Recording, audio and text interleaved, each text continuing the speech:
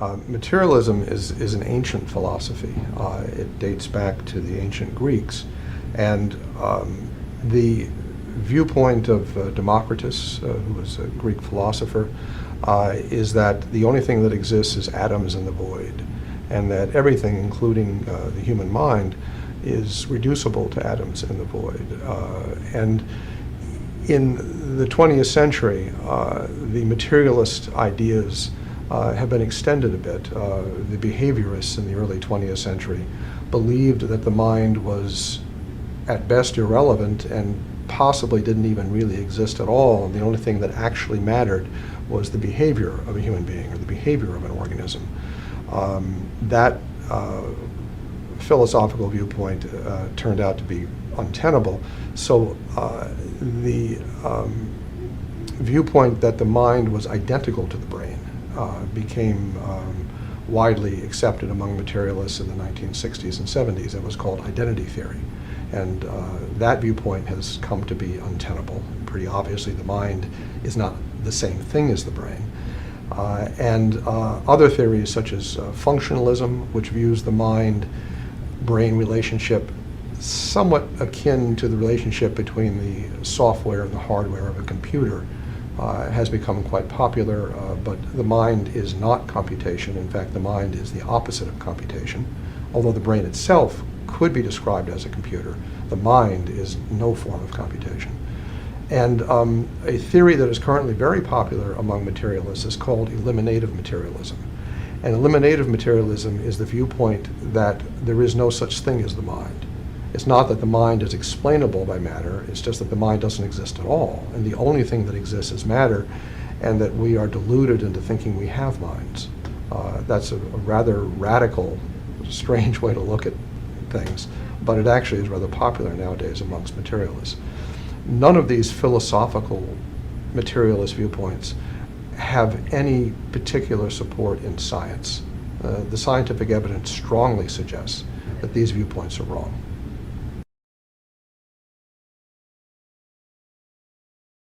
There are a variety of classic studies in neuroscience that support the viewpoint that some aspects of the mind are not material and that refute materialism.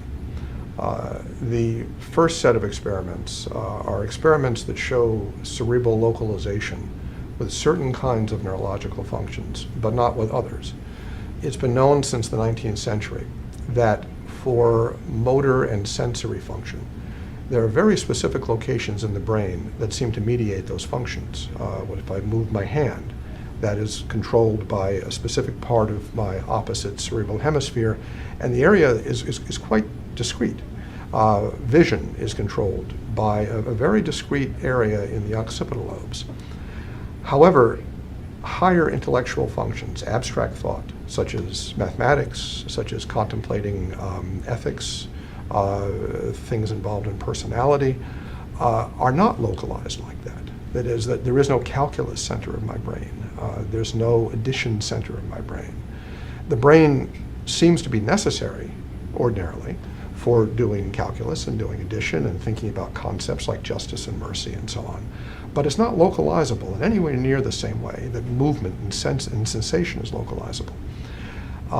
The belief that higher abstract thought was going to be localizable was held by materialists in the 19th century, and they developed the theory of phrenology from that. As the idea that all of these individual higher intellectual functions had a spot in the brain that controlled them. And phrenology, of course, has been discredited. It's been shown to be wrong. And it was wrong because only certain things in the brain seem to be mediated by the brain. Other aspects of the mind don't have a spot in the brain that seems to give rise to them. The implication there is that they're not really material, that they're an immaterial power of being able to reason and use logic.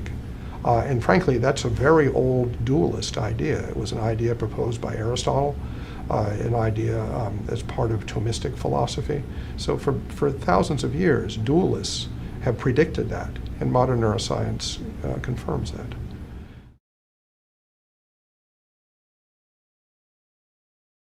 Back in the 1960s, Roger Sperry who is a prominent neuroscientist, did a series of studies on patients who had had split brain operations. And these are patients who had severe epilepsy, in which an epileptic focus would begin in one hemisphere of the brain and travel through the corpus callosum, which is a bundle of fibers connecting the two hemispheres, and cause a generalized seizure. It was recognized by surgeons in the mid-20th century that if you cut the fiber bundle that connected the two hemispheres of the brain, that you could prevent the seizures from becoming generalized, and you could greatly improve the quality of the patient's life. So a number of patients had this operation called corpus callosotomy. It's an operation that I've performed and that many neurosurgeons have performed. And surprisingly, after the operation, the patients, their seizures would get better, of course, but they really weren't much different. That is, that their brains were essentially cut in half, but they still seemed to be a unitary person. They still seemed to be fairly normal. Sperry was a neuroscientist who studied these people in detail, and he did find that there were some subtle abnormalities as a result of cutting the brain in half. But the abnormalities were very subtle. They were so subtle that the experiments he did won him the Nobel Prize. But they weren't obvious. They weren't obvious changes.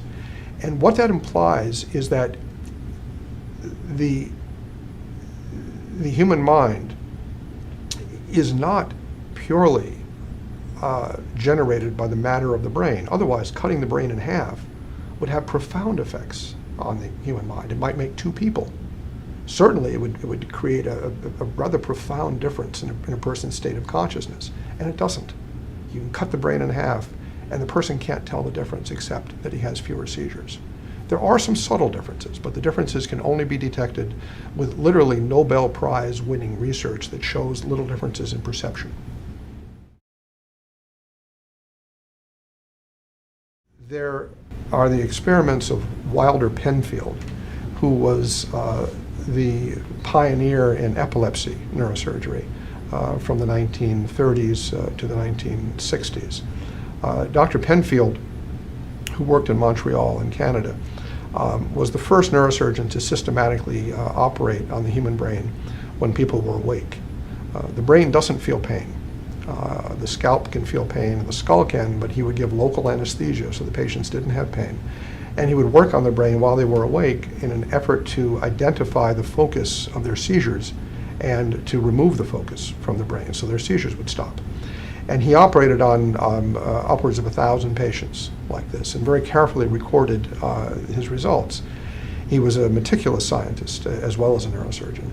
And he began his career as a materialist. He believed that all of the mind originated from activity of the brain. But by the end of his career, he was a passionate dualist and was a harsh critic of materialism. And he was a dualist for several reasons. First is that he repeatedly observed that there were aspects of the patient's mind that no matter what he did to the brain, he couldn't affect.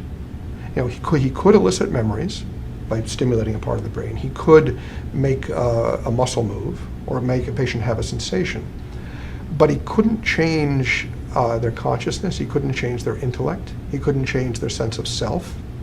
There was a fundamental core, the person's soul, that no matter what he did to the brain, remained the same. So he said there was something he couldn't reach using material things.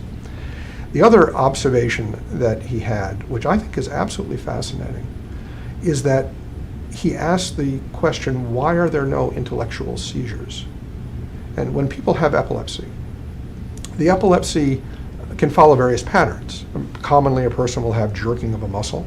Sometimes so many muscles jerk that they actually go unconscious. Sometimes they have a tingling on their skin, or sometimes they'll have a funny smell, or sometimes they can even have a little behavioral tic. But they never start doing calculus. They never contemplate justice or mercy. They never think about Shakespeare. So Penfield says, why aren't there intellectual seizures? If the mind comes from the brain entirely, the mind is material in some sense, well then you ought to have seizures that make you do addition when you can't stop. You ought to have seizures that make you think about politics and you can't stop, but you don't. He says there are no intellectual seizures. And he says what that implies is that the intellect is not the brain. because otherwise you would have intellectual seizures. So Penfield was a very profound thinker on this matter. He was the pioneer in the study of the brain. And he conclusively showed, in my view, that there is an immaterial aspect to the mind, particularly the intellect, particularly the ability to reason, to use logic. And he started out as a materialist, and he finished his career as a passionate dualist.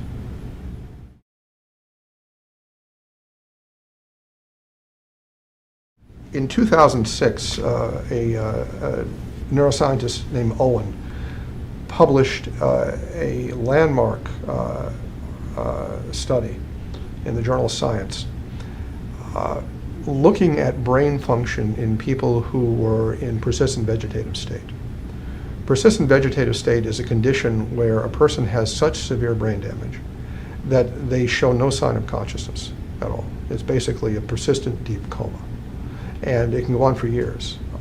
And many times people who are diagnosed as being in persistent vegetative state, for example, from a car accident or from lack of oxygen to the brain, something like that, many times their family and sometimes their caretakers will say, but I get the sense that the person is there, that they understand things, but there's no clinical evidence for it. You examine them, there's no sign of any reaction at all. And on scan, their brains are shrunken and obviously severely damaged. So Owen did a fascinating experiment. He used a technique called functional MRI imaging, which is an MRI machine that images changes in blood flow in the brain that seems to correlate with brain function. So if you're moving your arm, the part of your brain that involves moving your arm lights up on a functional MRI. If you're thinking about stuff, your frontal lobes light up, things like that. So what Owen did is that he took a woman who had been diagnosed for several years in persistent vegetative state from a car accident, who showed no sign at all of any awareness, deep coma, put her in the MRI machine and asked her questions through a little microphone and headset. He said, pretend that you're playing tennis, or imagine that you're walking across the room. He asked her to imagine all these things, and her brain kind of lit up in places. But you could say that, well, the brain lighting up doesn't mean she was understanding anything. It just meant maybe the sound coming into her ears was causing a reflex or something.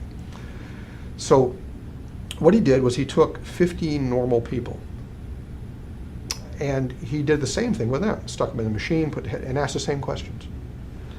And then he asked neuroradiologists to look at the functional MRI images of this woman and the 15 normal people and see if you could tell a difference between the two. And they couldn't. Her pattern of reaction was identical to the normal people.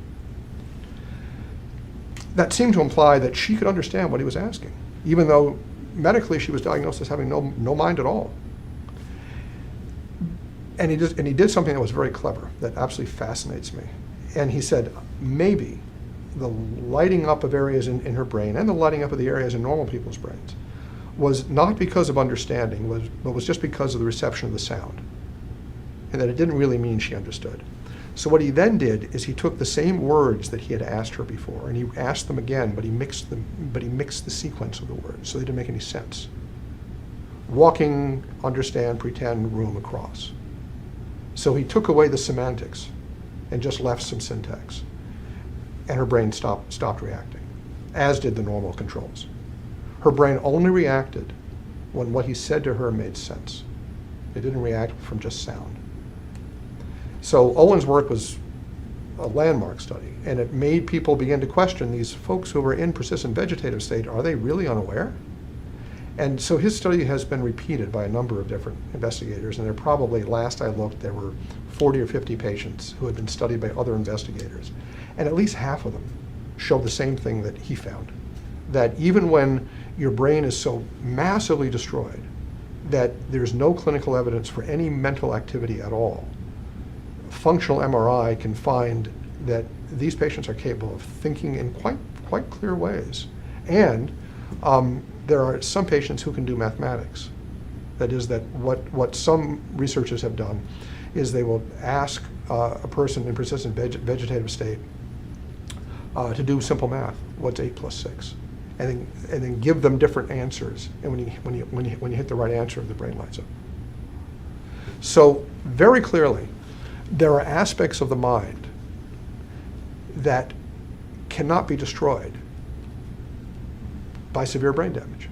That's what Owen's work is showing us. It's showing us there are aspects of the mind that aren't connected tightly to the brain, that are immaterial.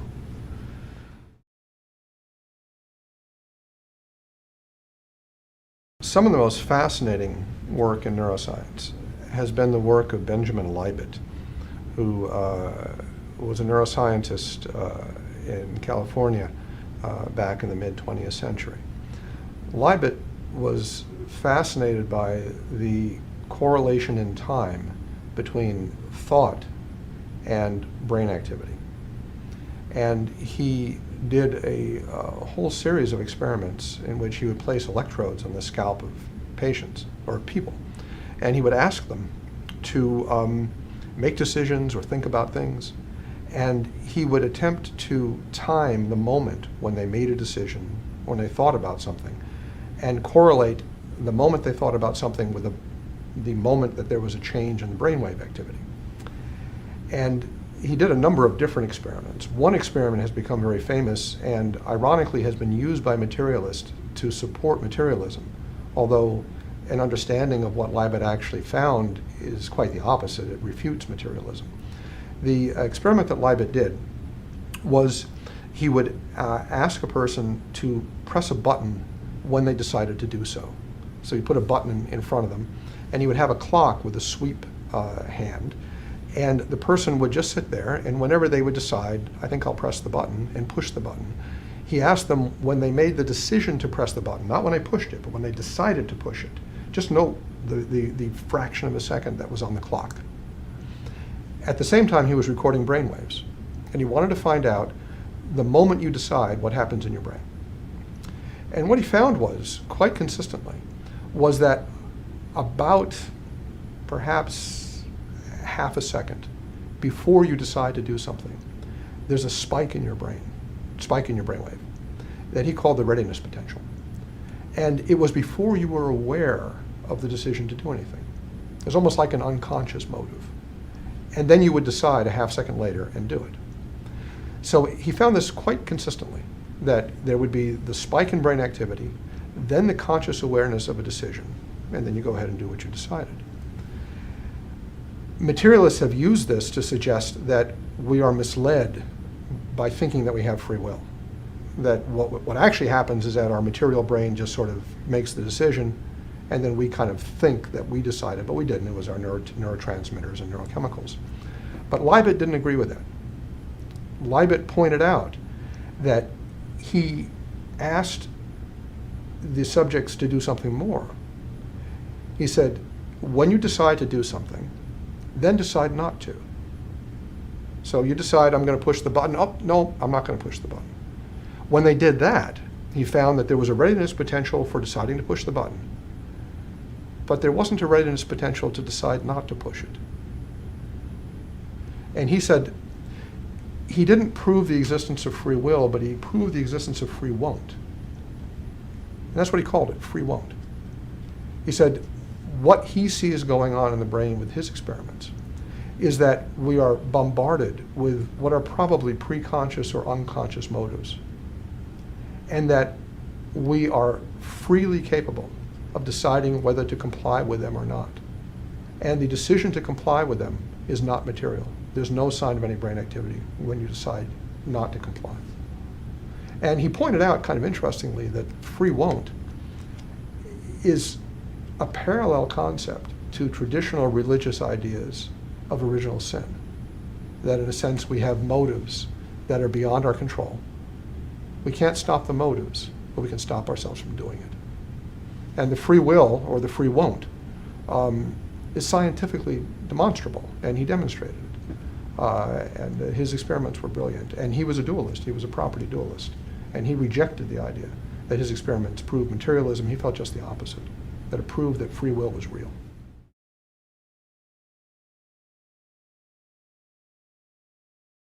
What this remarkable research suggests is that the materialistic bias that has been present in neuroscience specifically and in science in general leads us to misunderstand the results of our science.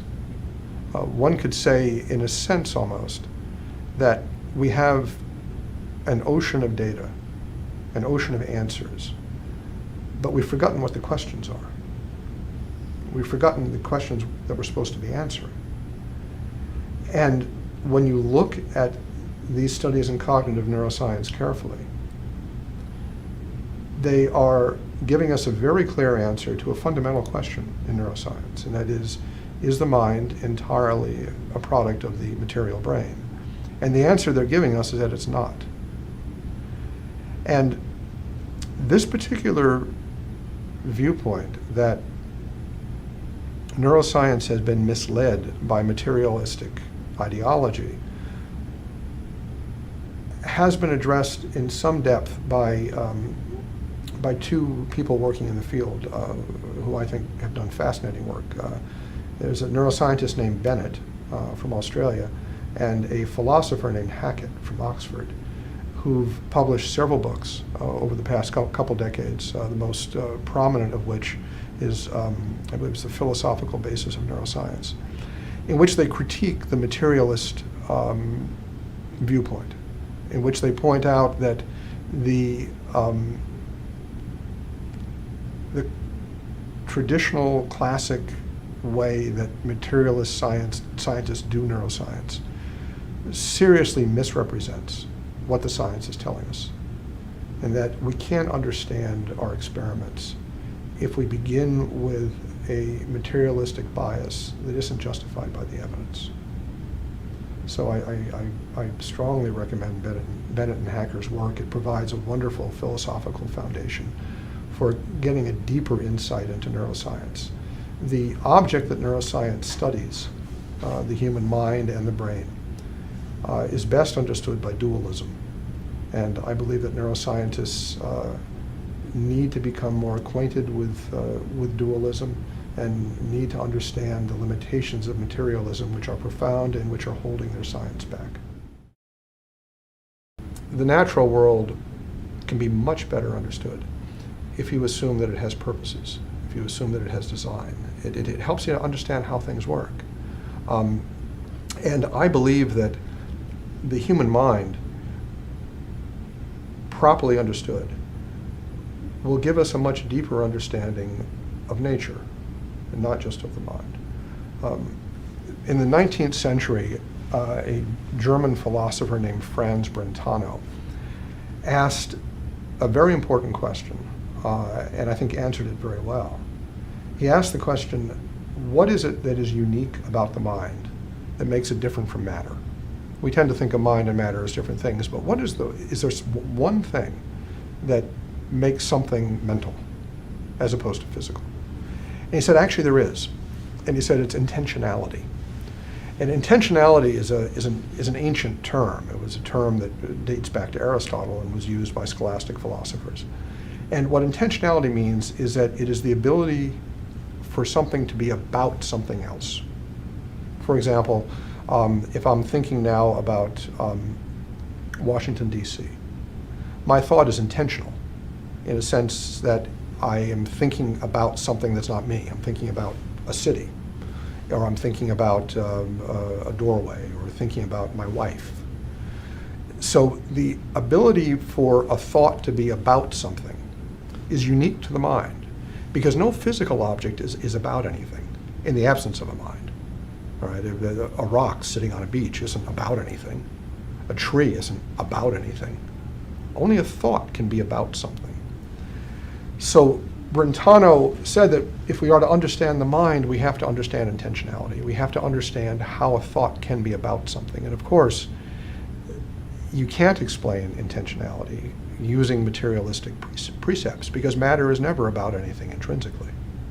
And materialists have tried. In the 20th century, they've taken up Brentano's challenge. There have been many different efforts, for example, by Daniel Dennett, who's a materialist philosopher, to explain intentionality as some kind of material thing, but it can't be explained that way.